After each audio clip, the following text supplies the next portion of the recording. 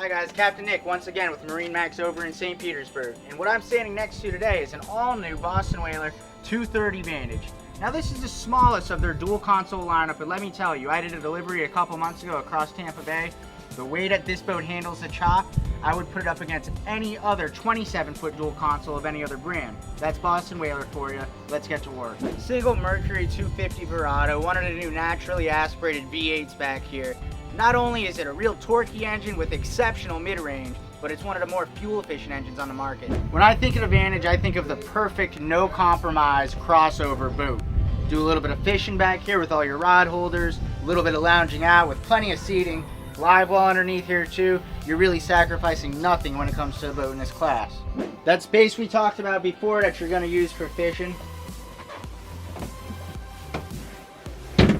There you go. My favorite feature right here. Boom, boom, boom. Lay it down. Say hello to the haters. Over here, really nice captain's chair. Single 9-inch Raymarine unit on this boat. Couple of analog gauges too for redundancy's sake. Finally, somebody spec'd one of these boats out with one of my favorite features, the bow filler cushion. Have a whole flush mounted area up here. Kick it and relax.